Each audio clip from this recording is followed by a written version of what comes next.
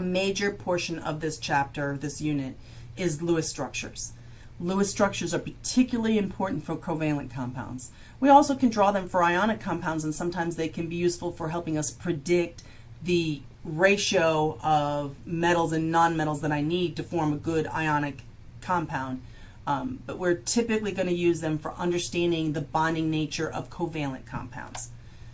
What is it? It is a structural formula that's showing these valence electrons in their two forms, the bonded and unbonded.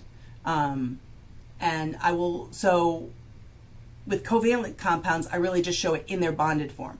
In ionic, I tend to show what was it unbonded, what is it bonded. I kind of have to show the both of them. We have some terminology for it. Okay, let's look at these. These are two showing covalent bonds. Again, lines, every line is a single covalent bond. Remember, we talked about at the beginning that if I want to demonstrate an ionic bond, I simply show a positively charged ion next to a negatively charged ion, and it is implied that because they're opposite in charge that they are bonded together. But with covalent bonding, the lines is indicating a shared pair of electrons. These are two valence electrons, one from the carbon, one from the chlorine, that are being shared together as a covalent bond. I also have double and triple bonds. So a double bond is two lines, and it's meaning I have four electrons being shared, two sets of shared electrons, two from oxygen, two from carbon being shared, and now I have a total of 4 electrons being shared. So I consider that two covalent bonds. And I have a triple bond, 3 pairs of electrons being shared. I also have these lone pairs, these circles that are indicating a pair of valence electrons that are unbonded. They belong only to oxygen. They're not being shared. So this is what these terminologies refer to. We will use this a lot in this chapter. I know we haven't talked. Covalent Lewis structures are much more fun. And these we're going to share the electrons. There's no transferring of electrons. They're just going to share them. When we move the electrons in between the two atoms, we can consider that they're shared, and we get to count them doubly. It's a double accounting. So it would not be legal if you were running a business to count them twice, but we count them twice for this. So what we do is we're going to, so here's hydrogen, here's oxygen. Hydrogen has 1 electron. It needs 1 more to get to 2. Remember, hydrogen is group period 1, so it's seeking a duet of 2 electrons. Oxygen, 6 valence electrons. It's seeking 2 more. It needs to get a full octet, 1 here and 1 here. I can't get them by transferring because that would be ionic bond, but I can get them by sharing. So hydrogen only has 1 to share, but I can take a hydrogen here, and this electron and this electron can now be considered this shared pair. And now I can take another hydrogen over on the other side and share this electron and the other hydrogen, and I share them. When I'm done, I really probably would need to put it below the way I've drawn this. I can see that I end up with 2 shared pairs of electrons.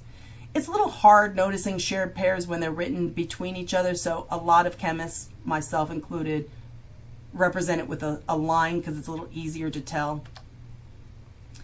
This is showing the same thing. When I'm done and it's bonded, this hydrogen on the left is considered to have a duet because it gets to count these electrons as its own.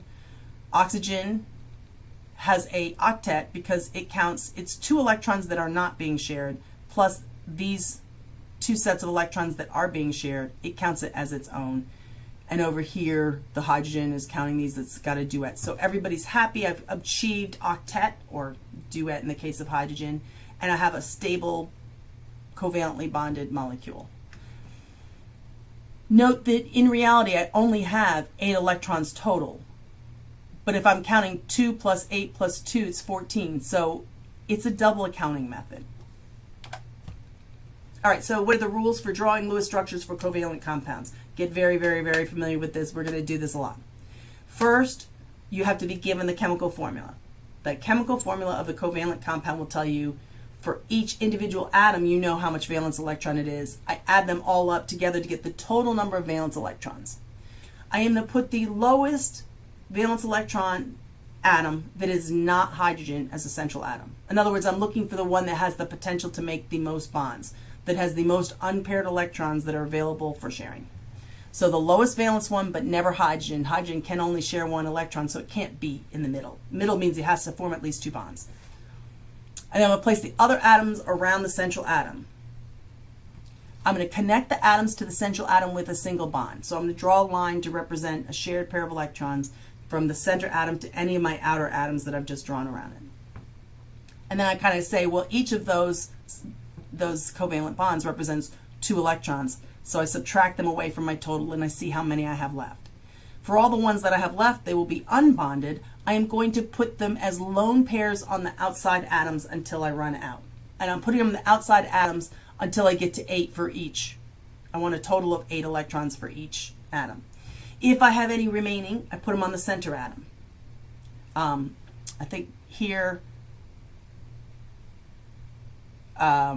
only period 3 and higher elements can exceed the octet, so we'll talk about that a little bit more in a bit. But if I have extra after the center atom has 8 and the center atom is eligible for extended octets, I can put more on it.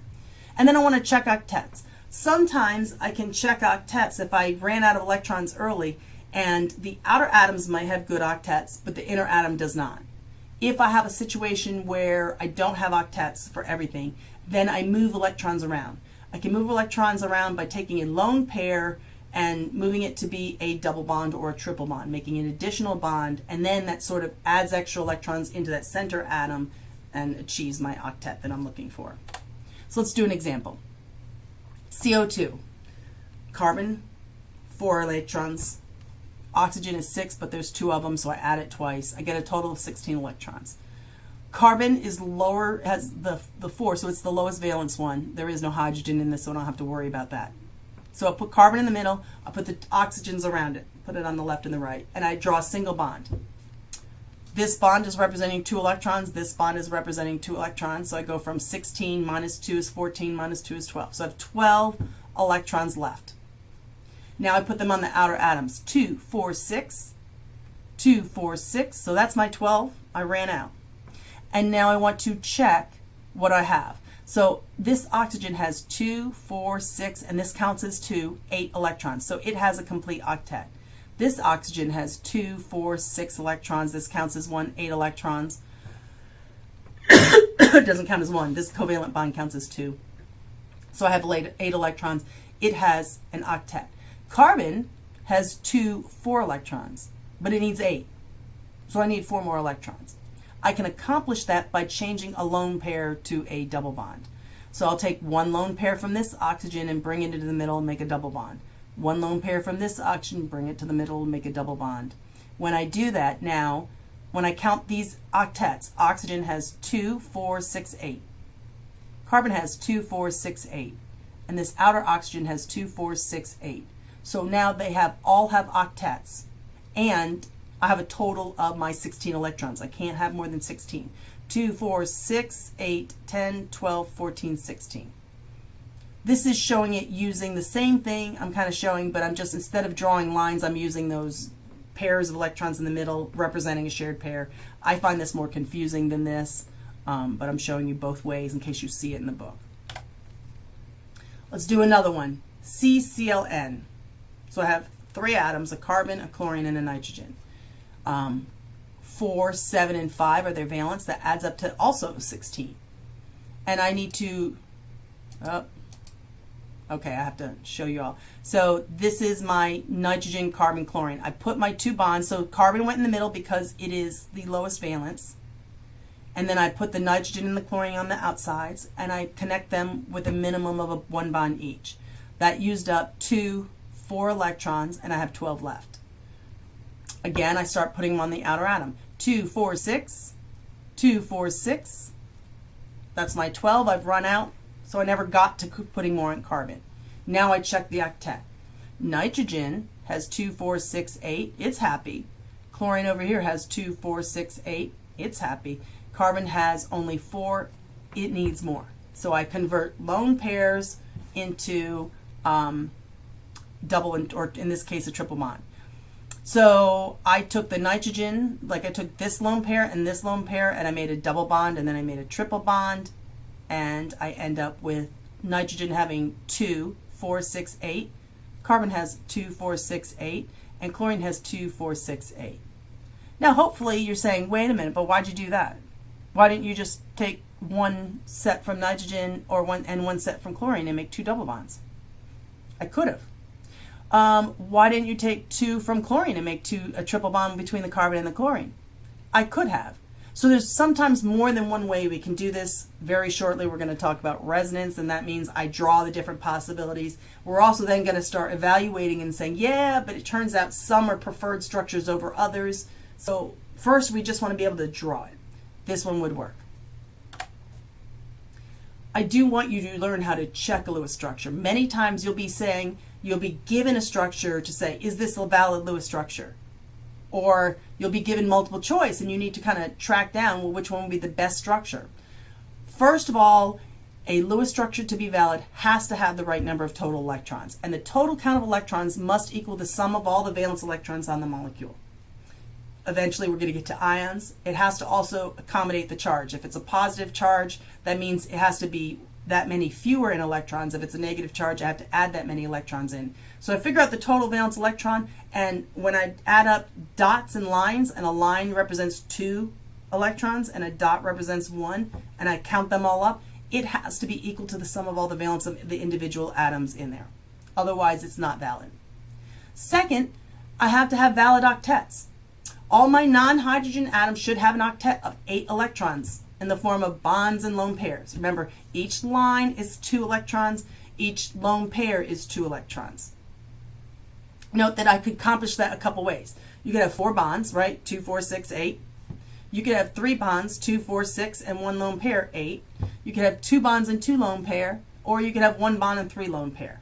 Now, hydrogen, remember, is in group 1. It's only going to have a 1 bond.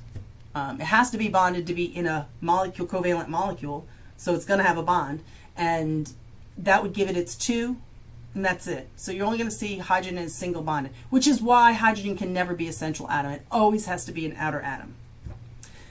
Then I want to check formal charge. I know we haven't talked about that yet. I'm simply saying molecules with no formal charges are more stable than molecules that have formal charges. So we're going to look for the ones that have the small, no formal charge. If they do have formal charges, we're going to look ones that are smaller formal charges rather than bigger ones. Also, we're going to look for negative formal charges are best if it's on the most electronegative atom. So that's going to be getting a little tricky. We're not quite there yet, but I'm mentioning it.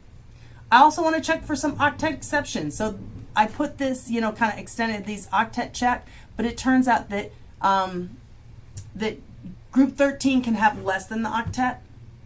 Boron and aluminum can sometimes have less than the octet. Also, the nonmetals in period 3 and higher can have more than 8. So I sometimes have these octet exceptions. They're eligible, but so there's a whole lot of exceptions to this. This is a fairly complex thing. This is most of the bonding chapter is mastering Lewis structures. So as practice in class, we're going to run NF3, HClO, and water. You might want to just try them on your own. Use the chemical formula, practice the steps, and see if you can come up with the right Lewis structures.